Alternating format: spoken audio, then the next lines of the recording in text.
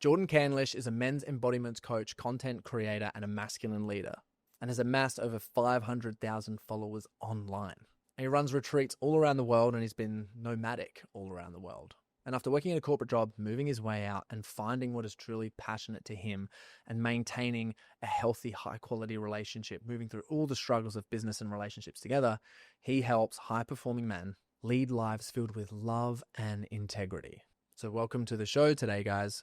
Jordan Candlish. So many high achievers I've noticed are just hustling in business, crushing it, trying the best that they can. But then they get home and they just realize that they're either sabotaging their relationships or they don't understand that their relationship itself is putting a lot of stress and pressure on the business.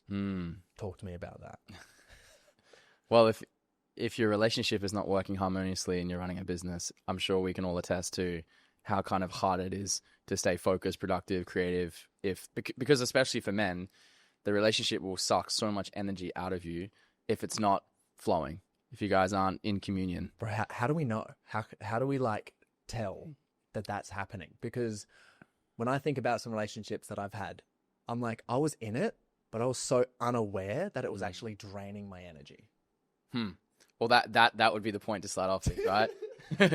Be more sensitive to where your body's at on a day-to-day basis. And that's why I always, coach or suggest high-performing men have rituals set up in their morning or in the middle of the day where you can drop in and just get out of your head and be like, what's actually alive in me right now? What do I feel? Because so many of them are disconnected from that because they're so committed to hitting the goal or being stimulated all the time. And put my hand up. I've been there many times, and I'm actively trying to be better at just slowing down. Because when you do slow down, you often realize, oh, dude, I'm exhausted. I'm tired. I'm unhappy. I'm anxious. I'm overwhelmed. And then the relationship should be something that can support you in coming out of that, not exacerbating that, So that would be the thing that I would really look at is, are you sensitive enough to actually know, where your energy's at? Dude, it's crazy. I was actually looking at some stats. I was doing some chat GPT, and I was looking at what's the percentages of businesses and stuff, the impact of relationships on business. And there was one stat that was if people divorce, it's 75% of wealth together go. Right. Together. Hectic. You could go from divorce. It's 75% of wealth. And it's something along the lines of it's a 30 to 40% of business owners, their personal lives impact their businesses drastically, and they don't put two and two together. Yeah. Because many of them haven't properly developed a healthy relationship with themselves.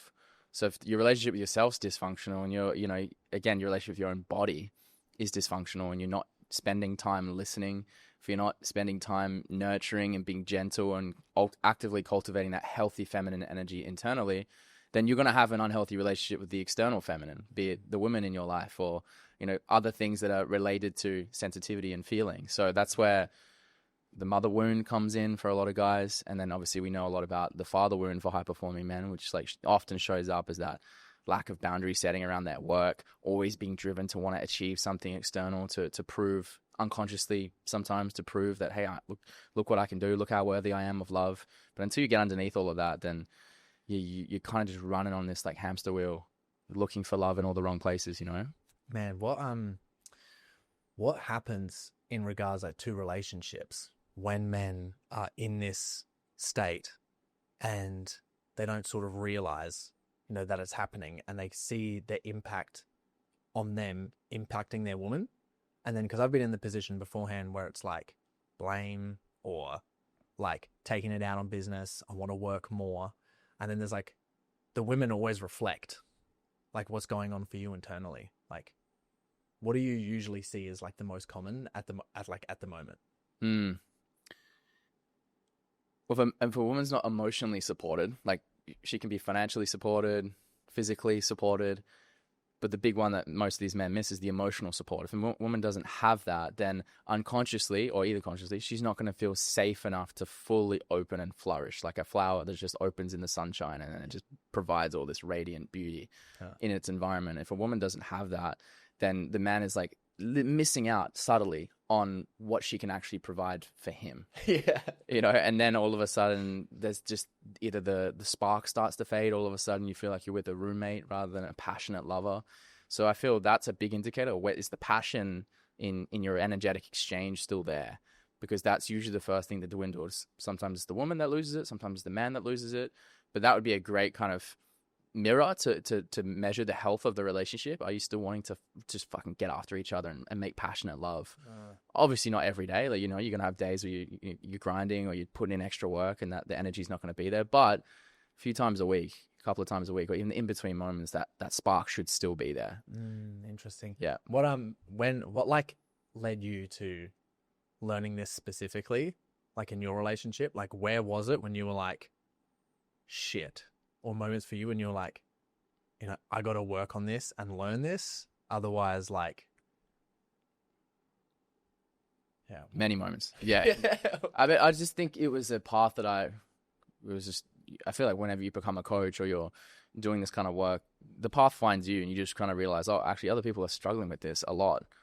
Maybe I should talk a bit more about it or share more about it. And for me, it was mainly around COVID time was when it was the worst, because we obviously weren't traveling and we're trying to really get our business going. And I was just I got really committed to social media. I think the moment you're on your phone a lot as a man, you know, you're draining a lot of dopamine and energy. And my partner was going to work at the time and she was coming home at the end of the day and I just had no emotional capacity for it, bro. I was neurologically wiped from just making content all day. Yeah, what did that look TikTok like when you got home? I'm making like 3 days. Yeah, well, I'm making like 3 to 4 videos a day for TikTok, right? And I'm going through the platforms, just scrolling, like trying to get inspiration and learn from other people, which, hey, it helped my whole brand blow up at the end of the day. But my relationship was being impacted from that. So it was just, she would come home and I just didn't have any kind of life force left in me to want to engage or initiate. I became quite passive in the relationship. And that was a huge red flag, because now all of a sudden she's coming home having to be in her masculine energy. She's planning all the dates. We're not having sex as much, like similar to the point I just made. And then all of a sudden you're kind of coexisting. And it was a bit of a red flag, because I'm like, man, we're not really having as much fun as we used to.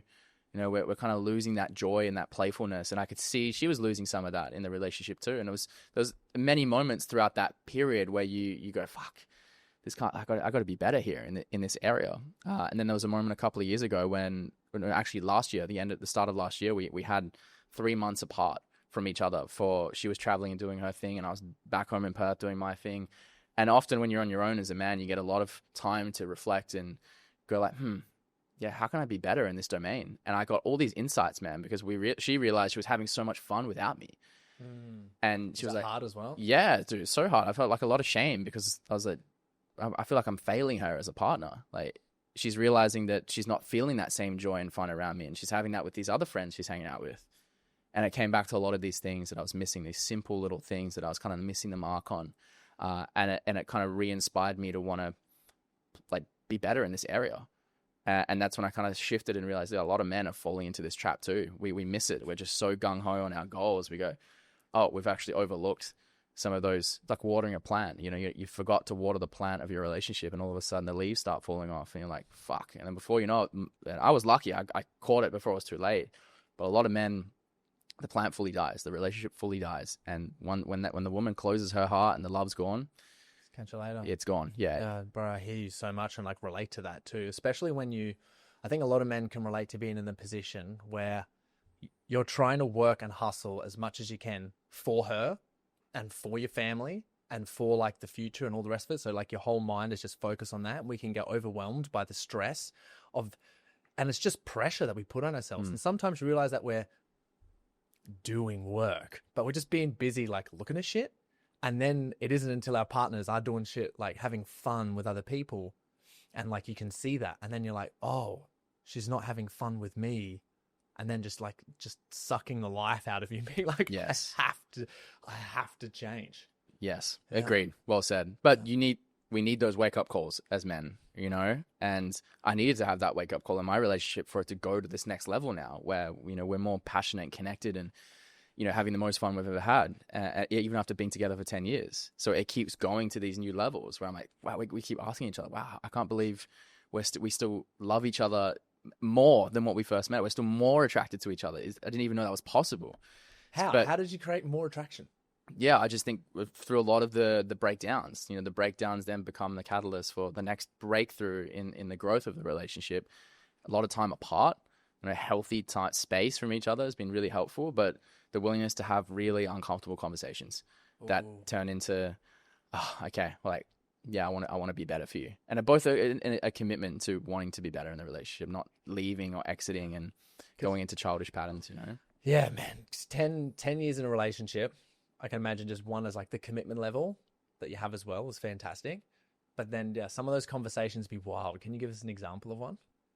Yeah, well, that back to the story of when she was in, this is last year, early last year, she was in Lisbon. We had been apart for 2.5 months, and then I was going to Cape Town for a retreat, like a line tracking retreat in South Africa. Your retreat? No, it was one that I was attending, and we had 2.5 months from the person that you love, like you've been dating them for a long time. It's a long time, and we're starting to realize, yeah, we're kind of going in different directions here.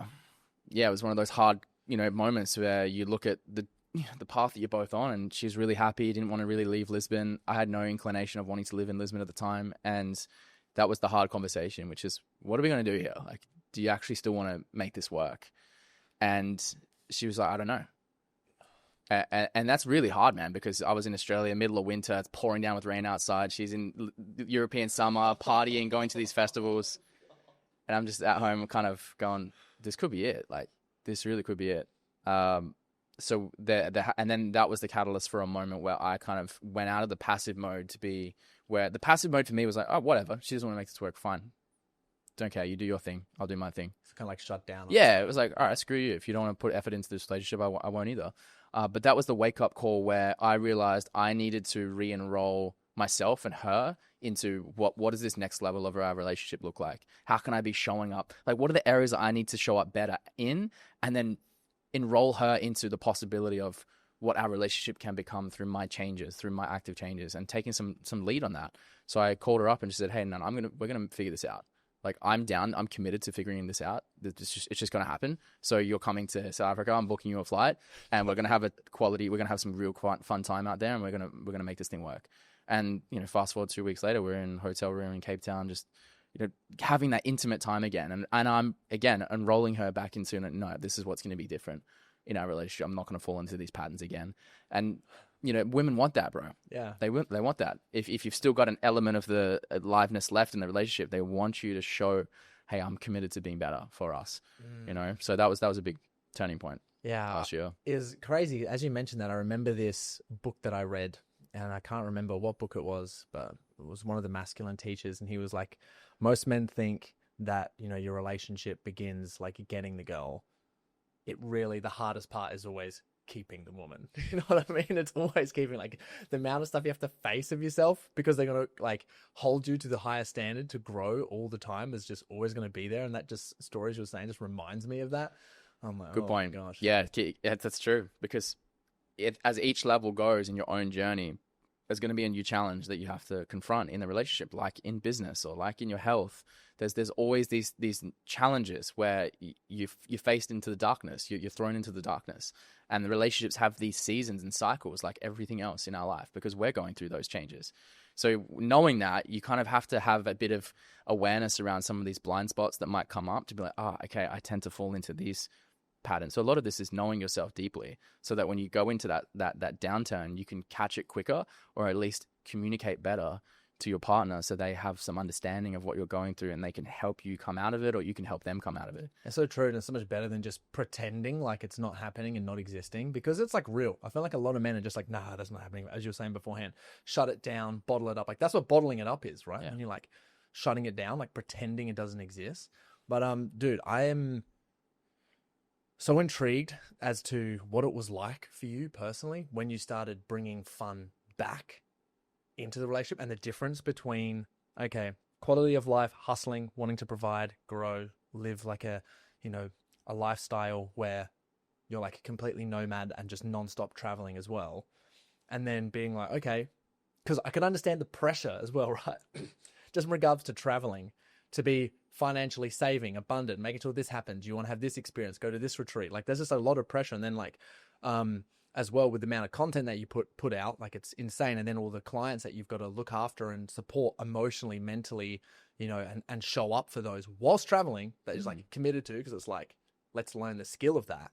But what was that like, from going from shut down to then like, whoa, there's like fun back in my life. Yeah, well, thanks for seeing the struggle, mate. Thanks for seeing the work. But I guess we're all kind of going through our own struggle in some way or another, right? On different, our own different levels that we go through. But I feel at the core of it, most people are brought together because they felt some fun and joy and, some unique connection with their partner that was based around fun and playfulness. Usually your partner is unlocking an aspect of you that you're like, wow, I love how I feel around this person. So if you know that's always there at its core, like it's a matter of coming home to that and rediscovering that together. And when we realized that, I met while I was traveling in Canada. I was on exchange. I was having the funnest time of my life when I was 21, bro. So I met this woman during probably the greatest expression of myself during that time of just like living my best life. So we bonded over that. She had also done exchange. She also loved to travel. So we had this general love for life around exploring and freedom and all of that. So when we lose that, we go, okay, how do we kind of rediscover that? Where are we missing the fun and adventure as being one of the core things that brought us together? So that then goes about, okay, how do we get creative with the places that we're in? How do we still make time to go and explore a new part of the city, or go and just have a night where we're not talking about business and we're just kind of going to, just talking about fun stuff. And that kind of is the quality time that was so important for our relationship that was lost very quickly. The minute you start doing business together, or the minute you've been together for a certain period of time, you kind of neglect it. And that was just the key. He's like, have something in the calendar every week where you're doing something fun, unique, that's in alignment with what you both love. Yeah. Especially when it comes to like for you and all men, is like having that with the commitment to masculine leadership as well. And I know that it's so important for yourself to also practice masculine leadership so that the skills are transferable and in other areas. Is that what you were doing Cambo and ayahuasca for? Were you going there to like impact your own masculine leadership, or were you integrating something else? Like, yeah, I think that's a good point. I feel that, and I haven't spoken about this too much yet online, but I will be soon, which is, it's totally okay for your woman to lead in different areas. And what I've realized is there has to be kind of this balance where if your woman is going to lead in this area, you have to counterbalance that by leading just as strongly in another area. And in my particular relationship, my girl Amanda, she's a great leader in business, bro. She's a better leader than me. Managing team, like closing deals. Like she's a gun, right? She's like the I'm the good cop. She's the bad cop. She'll tell it how it is. I admire that. It's a masculine trait, right? But when it comes to emotional leadership and having hard conversations and getting good at like going deep within your own soul, that's where I'm like, that's what I love to do. So when I do the plant medicine work and I go deep in my meditation practice or whatever, I come out the other side of it with all this insight and clarity about the path that we're meant to walk, or, where we can be better in our relationship. And it's up to me to keep leading her back into her body and leading her deeper into her emotional expression, which is, you could say a masculine trait, but it's still on the feminine level. So there's this nuance to leadership, and I think a lot of men can put a lot of pressure on themselves. At least I have in the past. Was like, I've got to be leading all the time for my girl. I've got to be my healthy masculine energy. Well, in some areas, she loves leading. She's way better than me at leading. So why would I try and take that away from her and think that that's what a man does? He kind of does these certain things. But no, just know your area of leadership. So yeah, man. And I think like what a lot of guys can get confused in is they can think, oh, if I have to receive my partner in this way, then like for something small like that, then I'm weak or something. But it's like, if you don't receive your partner, that's going to build so much resentment from her, and there's going to be so much clash. Yes. So it's like, what do men need to know in order to learn how to receive when they're supposed to? Yeah, that's a good question. Yeah. Yeah. I mean, I can't answer that for each individual person, because every man needs to know that when to. Most men, high-performing men, just need to do a better job at receiving in general. So if you think about where does a man receive from, I think that would be a good starting point. Pretty much all men receive from their heart. On a energetic like polarity level, if the electromagnetic charge of that area is receptive for most men, it's a negative charge, so we're pulling energy in through the heart. But women are the other way around. They're positive at the heart, so they're devoting, they're giving so much through that devotional ability. So that would mean for a man to actually receive his woman, his heart needs to be open. Yeah. Which means if he's holding anger and shame and guilt and sadness and all this emotional residue from his past, then he's closed. He can't receive her, or he can't receive life force in general. Bro, that just makes me think of just the mother wound. Yeah. for that, of being able to receive is just, it just feels like so much mother wound energy to me. Yeah. Because the mother wound energy is how you initially relate with emotion. Was your mum there to validate and soothe and provide compassion and that gentle softness? It's like, oh, it's all good, love. I understand what you're feeling. You're gonna get it. You're gonna make it through. If you didn't have that, you kind of just shut down to your emotions. Your emotions might have been quite overwhelming, so you're either just kind of disassociated from them, didn't open up. Like for me, I just didn't open up about my emotions because I knew my mum would never really understand what I was going through, so I didn't tell her anything about what I was feeling. Oh, I couldn't agree anymore. So then that shows up in the relationship. You don't say anything to your partner. You're just kind of quiet. Dude, I found this. I don't know if you can relate to this, but for me, like as a kid, like because I grew up like singing, dancing, and acting. My mum was like nice. the proudest mum ever, right? But for me, I perceived it as like too much. So for me, anytime that I got love from mum, I was like, ew, yuck, gross. Like any nurturing or care, unless I was sick. When I was sick, I was like, help me. But other than that, I was like, ew. And I didn't realize that come into relationships, that like the softness, the mushiness, and like, woman being in her feminine, where like we recharge and allow them to like take care of you. I was like, gross, never do that. Yeah. Like, ever. So just shut off like the woman's ability to be able to give. And bro, it was like, so that's typical, like avoidant, right? Avoidant attachment tendencies, where the emotion, the it's too much. It feels like too much, so you just like want to pull away. The exact same thing. If your mum was kind of overly affectionate but emotionally absent, then you harbor resentment towards that because you're like, you're not actually seeing what I need. You're just trying to smother me, and that we immediately shut down and want to pull away and avoid all of that. So then, boom, we end up attracting a partner who resembles the same qualities as our mum, because our subconscious is trying to integrate all of these wounds from our childhood. So all of a sudden you're going through that same pattern of this, your romantic partner is trying to really affectionate. You're like, yo, just get off me right now. I don't want your love right now.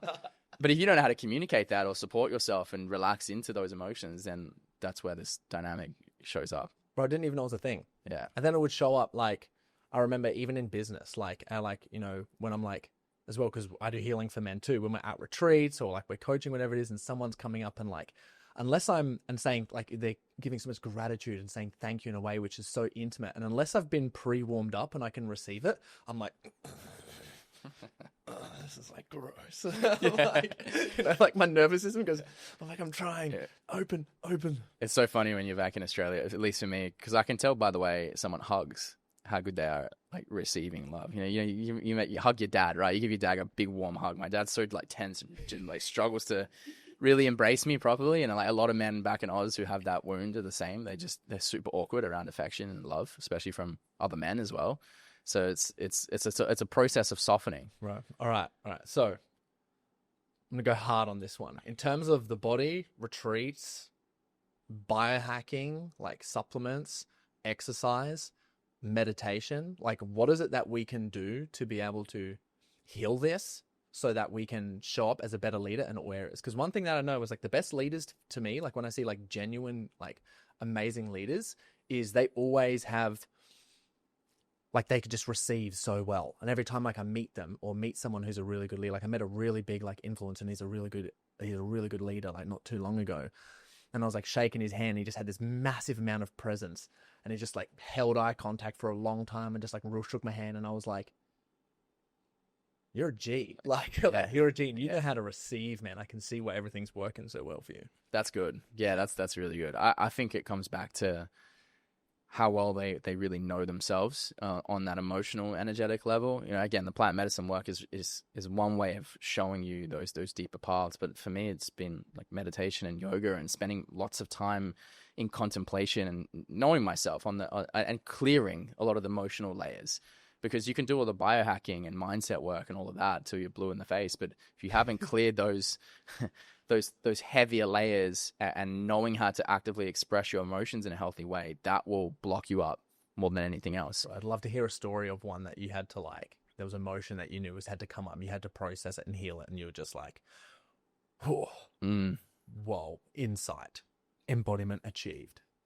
I think anger for me is one of the biggest ones that men easily overlook because of whatever wounding around their father and being the nice guy or either unhealthy expressions of anger where they're just kind of, it's just quite erratic and reactive and easily frustrated by things. And anger either gets unconsciously directed outwards through passive aggressiveness and blame and all of that, or it's unconsciously projected inwards to a tough inner critic and beating yourself up and always be, impatient with certain things. And for me, it's directed inwards. So whenever I've noticed when things aren't progressing the way that I want them to, or if I'm not showing up my business as well as I could be, I start beating myself up. And then that turns into an internal spiral, right? So whenever I've had times where I've caught that and going, oh no, I know this, I know where this goes. And then actively gone into a practice where I can tap into that rage, that primality that, so many of us men have, suppressed or ignored or never really fully gone into, and being like, what am I, where's that dangerous 10 out of 10 rage? Where are there any spaces where I can go there and tap into that? Because if you don't, then you're never really going to unlock full stability and full groundedness and full presence and power, because you haven't owned that shadow, the full darkness. So for me, it was like, have a practice where I can actually fully rage, like go crazy for a moment and contain it, and then relax into whatever sadness is back there towards myself, or sadness towards, the lack of love that maybe I received growing up. And through integrating those shadows, all of a sudden, at least in my own process, I felt less fear in general. And I think that's the overall reflection that maybe you're seeing in this guy or this influencer. He just probably has way less fear running his system. And you go, this guy is just fully available to receive and give, because there's no unconscious fear story back there. What is the fear stories that you see? Like, what do they usually look like? Like in the real world, when someone's when you're like, oh, this person, fear's all up in their system. What are the signals? 100%. Maybe I'll just speak to my own signals, because that's probably a more authentic way, which is fear around, what people are going to think of me. Yeah. Is it like online or? Yeah. I even caught myself the other day, man. I haven't been sharing a whole lot on my Instagram story. I used to just kind of share insights about what I was going through and learning. Haven't been doing that recently, because in my head, I'm like, no one wants to listen to what I have to say. And what I have to say, this sounds stupid. This is dumb. And this is all like happening back there, which is if you trace that fear back, it comes down to, I'm not enough, I'm not good enough, or I'm not worthy. Same thing comes back to the fear in business, which is, if you're an entrepreneur, you're always going to go through this money fear subtly on different levels, which is like, am I going to be okay? Am I going to have enough money this month to survive? Yeah. Am I going to like fail my partner and my team and my family? So these fears are subtle as like thoughts that stem from deep-rooted beliefs, usually around like, I'm not good enough, I'm not enough. Because if you receive conditional love growing up from your dad, like me, when I played sport and I played really well, he was my best friend. But when I had a shit game, he was quiet in the car, and I knew he's pissed. He's not. There was no that reassurance of, it doesn't matter how you play, just go out there and have fun. You're gonna be loved no matter what. We're gonna we're gonna come home at the end of the day and just enjoy each other's company. Just enjoy the game. Well, that's what business is, right? It's a fucking game. Doesn't matter how much money you make. You're loved unconditionally. So for me, it's been around that. Like, once I can unravel those fears and see more of them, and actually come back to the truth of, I've always been provided for. I always will be provided for. This is a game that I get to play in, and I get to enjoy it. And when I just show up authentically and realize that I don't need people to like me, I don't need people to understand me, I just get to be myself, and that energy alone is extremely magnetic and valuable, and then money just comes from that. It's then a practice of seeing the loops when they come up. But that's where the freedom comes from, and that's where the fun gets into it, because instead you're taking the pressure out of your mind, knowing that like your trigger and your pressure and your stress around business is just from the not good enough stuff, which, as you said, will just create the loops, right? Yes. Which is wild. And how crazy is it as well, which I think a lot of people who create content know this, or unconsciously know this, but people who don't create content, like, don't understand that when you're creating content like you do, and you're exposed in the audience, especially with over like 500,000 followers, like across most of your stuff, is like, I don't know how many, something like that, isn't it? 500, 600, that's not crazy. But like, there's something in your mind that's always like, you can't escape people's opinions and reflections, right? Like, it's just, yeah, I mean, you get it as well. The best personal development ever. Yeah, it truly is. I had a friend send a video to me, and he was like, oh, look at this, and some page like recreated some reel of mine, like talking some shit, and it's just like, gets to that point now where I'm like, do I want to create a piece of content like reacting back to this, or do I not? Like, where's my nervous system at? And I'm like, no. Yeah, totally. Even with the comments, like, every day there's some comment or someone saying something stupid about beta, simp, all these lame things about me. and I read it, and the instinct is to want to be like, fuck you, bro. Like, who the fuck, like, look at your fucking page, you idiot. Yeah. But you realize that serves no purpose, because that's my unconscious way of trying to protect myself from feeling whatever wound that maybe they triggered. So the more I've kind of relaxed into myself and gone, hey, I know why I'm doing this. I'm doing this because I genuinely love what I do. Then other people's comments shouldn't rattle you that much, because you're just like, okay, cool. That's just where they're at in their own journey. And I think that the comments is less affected. Like, it doesn't affect me as much anymore at all. It's more just what does affect me is like, am I expressing my fullness every single day? Is the highest expression of me coming through every day? Or am I just making content because that's what worked last time and that's what brought in a lot of clients? I'm leaning on the edge of like, where's the freshness? Where's the newness in what I'm doing? And it's a difficult thing in the content or even the creative space in general, because you have this thing that works and you know it works, but you also you're a creator. You want to try new things. You want to experiment, and you have to be creative as well. And it's like, I think it's so nuts how content, online creation is like this direct reflection of your authenticity and like where you're at in your nervous system. Because if the second that you're triggered and you're not clear and you're not doing anything, like your ideas just don't go fresh, nothing works how you want it to work. Yeah, exactly. Yeah. So how do you as well? Because some of your content, I've watched it, has been so good that I've been watching it just like, oh, the point that Jordan's talking to right now was like the realest thing that I've ever seen. And like, there's this authenticity to it as well, which is extremely powerful. Like, I feel like there's some videos that you just 10 out of 10 nail, and you must look at it sometimes and be like, we nailed that one. Like, yeah, we nailed that one. Yeah. So like, how do you, like, what tools or practices do you have to get into that state? And what do you know that people don't know that could help them get creative as well? Yeah, you definitely know when you've crushed something, you know, okay, that was good.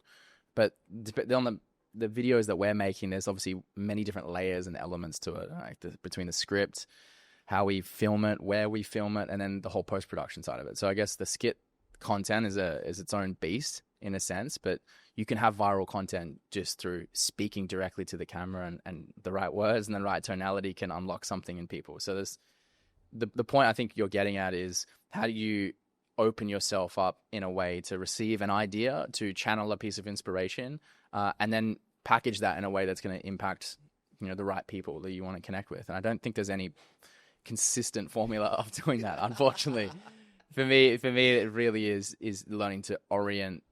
And this comes back to my gene keys. I really am deep into the gene keys right now and understanding how I can learn from my own shadows to unlock the gifts. And my gene key profile, literally, I'm made for this content game, bro. Like, based on my profile. And I've known this for a long time. I love doing this. So if that's not in your DNA and in your nature to want to create content and do these kinds of things, you know, you're always going to lose to the people who love it. You know, so you got to acknowledge that first and foremost. There's a path or a creative pathway, or maybe you're not meant to be in this creative pathway, and that's okay, and honor that. But find that thing that you love to do the most, and then obsess over that, because that's how you're going to unlock this creative genius that's unique. And for me, a lot of it is around orientating myself to my natural rhythms. So the natural rhythms are seasonally or internally, there's shifts happening, and it's about me being sensitive to honoring what do I need in these different seasons that I'm in. And the better I can do that, the more I'm going to be inspired by, and sometimes the inspiration come in a season where I'm not feeling inspired at all. I'm feeling really slow motivation, and by accepting and honoring that, boom, there's this creative insight that comes from it. Bro, there's so many times where, just when you're saying the slow down moment, for me, I felt so guilty for having to slow down. It's like this consistent thing, and have to remind myself. Like, I noticed, like, I don't know if you've ever done this, but I've compared myself to people on social media. And it happened like at one stage this week, because I had some pretty bad news happen. And then when the bad news happened, I'm like, oh, and witness myself comparing more. I'm like, oh, I'm comparing, I'm not inspiring, put this down. And then it's like, okay, talking to myself, that's not my season. That's not my season. Like, this is not my season right now. Your season is something different. Yeah. Right? So don't look at it like that. Definitely. Like, how do you... The comparison's a real thing, right? Even to the point where sometimes I've seen a bunch of other creators copy our exact format and style of making videos. And you're like, oh, your instinct's like, oh, fuck you. Like, that's our style. But then you go, no, like, who really cares? If you want to copy our style, go for it. And it's just this subtle story of fear, doubt, lack. You know, think about the limitations of a story where you're comparing yourself to someone else. You're literally saying to yourself that they're further along than me, they're better than me. I should have figured this out by now. All of it comes back to that core fear of like, am I enough? Am I doing enough? So if you keep developing or growing through that fear and fully believing in, dude, there's so much abundance. There's infinite abundance always. There's infinite time always. So if you operate from that place, you can actually celebrate other people when they crush it. Yeah. And I feel for me, just don't be on social media unless you are tapped into that place. You know, if you're coming out, if there's any fear, social media will exacerbate the fear. That's wild, bro. It's so true. And like your brain, I feel like it's designed in such a way that's like, you know, it's AI, you can't beat it. You know, if you play an AI chess, a grandmaster's never going to beat the best chess ever because it's got like millions of iterations or whatever it is. So it's like our brain, when we look at our phone, I always feel like no matter what we're feeling and what we're thinking, it's just going to directly reflect that back to that. And the 1.001 second that we're a little bit longer on a certain reel or whatever it is just going to start feeding us exactly what, you know, the dark parts of our brain need or the healthy parts of our like brain need. Exactly. It's a dangerous space, mate. Yeah. It will just double click on whatever you feed, which is interesting, eh?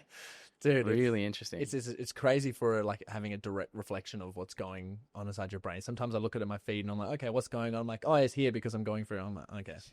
Yeah. Makes sense. But I want to know more about these rhythms, man, that you talked about, like your rhythms and like understanding like gene keys and how they, you know, how you use those to influence the direction like of your life. Because I feel like with masculinity, there's a lot of guys out there who just don't know what they want.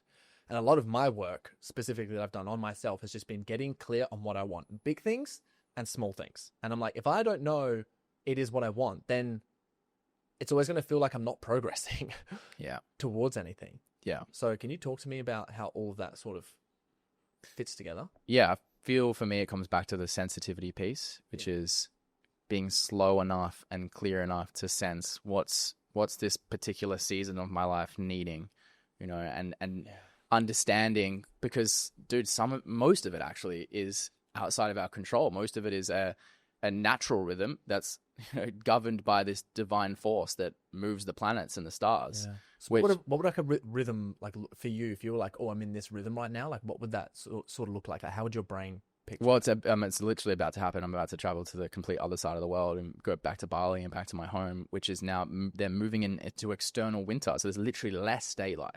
Right, so just by law of that, if there's less sun, there's less solar energy, there's less light, there's less vitality. Is that good or bad? No, it's just what is. So I know going back to the southern hemisphere at this time of the year is going to pull me a little bit more introspective. I'm probably going to have a bit less energy to crush a big workout and do a podcast and crank the caffeine. I'm going to have to honor that seasonal shift through the external light that's around, you know, and that's taking me a long time. I mean, I guess if you travel, you have to learn that. But I love that though, because that's so like, you know, old school tribal, if you know what I mean. Like the men would know that shit. Like I feel like, you know, 800,000, like 1,000 and a half, like 1,500 years ago, like we'd be doing that, right? If you're in the tribes, you'd be like, okay, your men, I think, would be paying so much sensitivity to the weather, to the stars, to what's going on, and being like, okay, this is what we need, this is what the tribe need, this is what I need in the moment to play my role in the tribes. As you're saying that, I'm like, there's always this thing around, like, you know, for me, a lot of like men's coaches and men in general always like seek this thing where they go, oh, I need to go out to nature. I need to go out to nature. And as you were saying that, I just like had some like cogs fall into place of being like, well, that's the sensitivity. And it's just wild that you're just connected up to that. Yeah. Well, it's also, it's a part of one of my gifts in my gene keys. Sensitivity is one of the gifts. The shadow of that is dislocation. Meaning I'm like, I've got no idea. I'm like, I'm completely out of sync. I don't know up from down. So knowing that, again, we all have these natural gifts that we're here to unlock and express, but to unlock them, we have to go through the shadow of being completely lost. So I've gone through that many times, been completely out of rhythm, I'm trying to force when life's trying to tell me to just slow down and flow, you know? So there's all these factors in and around that, be it the external season, the city that you're in, just the general vibration of the people that you're around in a city can influence you in that kind of way, if you allow it to a certain degree. But, you know, there's certain energies that come online when I'm in certain places. I'm like, oh, wow. When I'm in Mexico City, there's this really strong creative energy that comes through there. I'm like, wow, a lot of creative energy. That's awesome. I love that. Then you go back into, say, a place like Sedona, there's this extremely grounding, earthing energy where you just feel really safe, bro. Like Sedona is a place where I feel the safest for whatever reason. Just those mountains just do something to me, you know? Is that where you do your retreats? We've done 2 out there. Yeah. Yeah. That just keeps, it's one of my favorite places in the world, just because of how I feel when I'm out there. So if you're sensitive enough, you'll pick up on these different things. Yeah, man, you know? it's crazy that you say that, because I was for me, I was just having these thoughts in my mind that I haven't spoken out loud. I just noticed them when I was just looking at anything, scrolling, looking for clothes, looking for places, and I find myself like I'm way more attracted to like locations or like my own home setup more so than like how I dress. Like, and that takes my mind. I'm like, well, would I feel better in like really awesome clothes, or would I feel better in a space that is like just incredible and like immaculate? And the space goes to me. I'm like, oh, I like beautiful spaces. Yeah, me too. It's like interesting Yeah, that me you too. said that. I'm like, Yeah. I never even thought. Yeah, because it's a frequency that's influencing us, whether we realize it or not. The space is anchoring some sort of consciousness within us. So the space can be your ally or your enemy in a sense. But at the same time, if you're not in the space that you want to be in right now, or you're stuck in an environment you don't want to be in, which I was for a long period of time. When was this period? When I was at my corporate job back in Perth, and I was an accountant, and I did not enjoy the space of a corporate office. Everyone wearing the Why same not? thing. Wasn't it like amazing? Maybe, right? Most creative environment there is. Really, tax returns every day. But as Joe Dispenza speaks about, is you have to overcome your environment. If your environment is keeping you stuck in this limited frequency, then you're a victim to your environment. Whoa.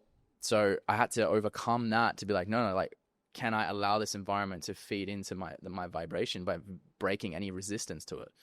So that was a huge learning period for me. So how'd you do it? Well, firstly, come back to actually let go of needing to change it. I was so committed to, I need to change this. I need to find my purpose. I need to get out of Perth. I need to travel.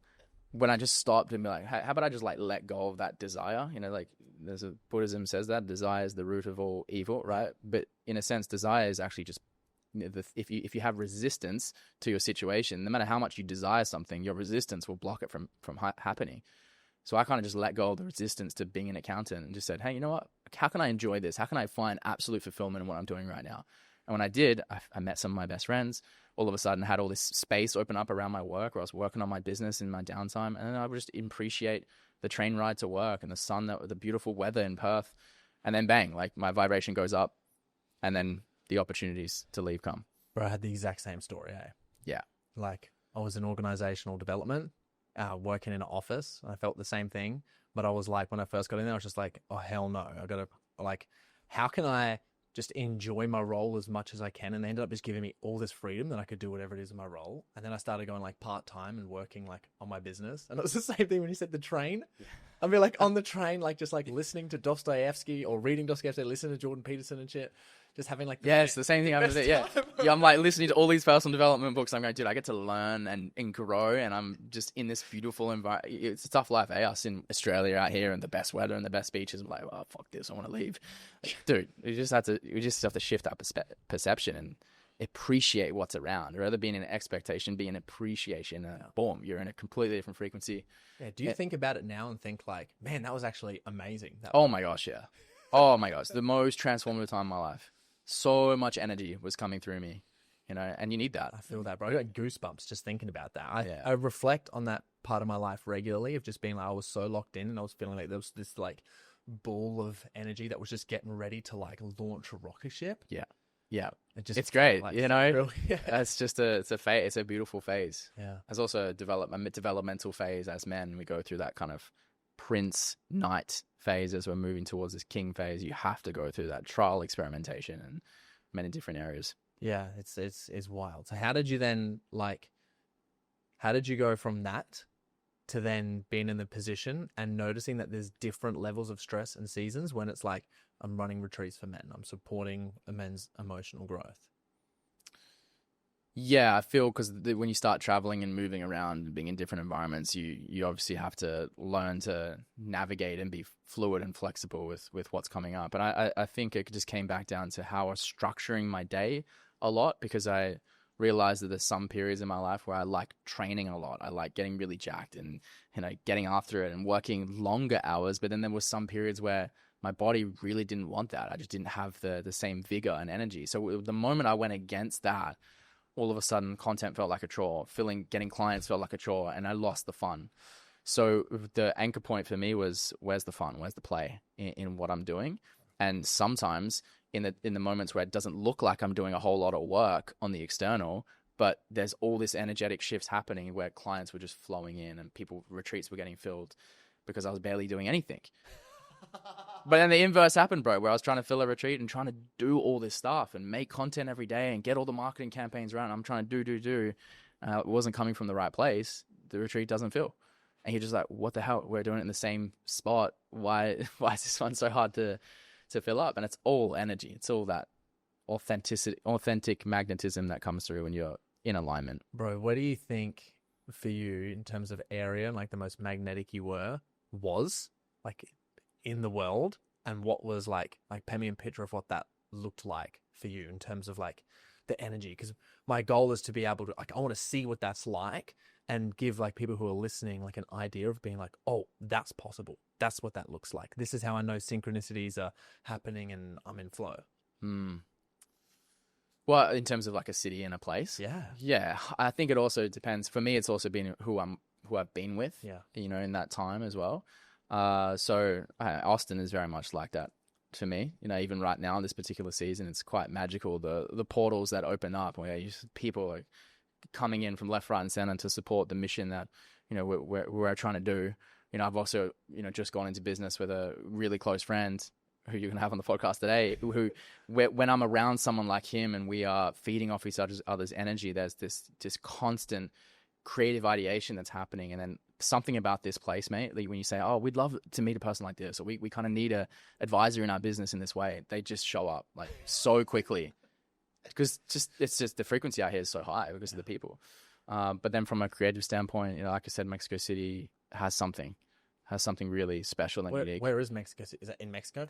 Yeah, it's in the heart of Mexico. Yeah. Have you not been? No, I've never been. Oh, yeah, you gotta go. As a creator and artist, that would be one of the top places for me. And then there's also beauty in, say, being in the Algarve, and there's this freshness I feel out there when I'm close to the ocean. I'm close to a seaside town. Where's the Algarve? Just about 2 hours south of Lisbon. Yeah.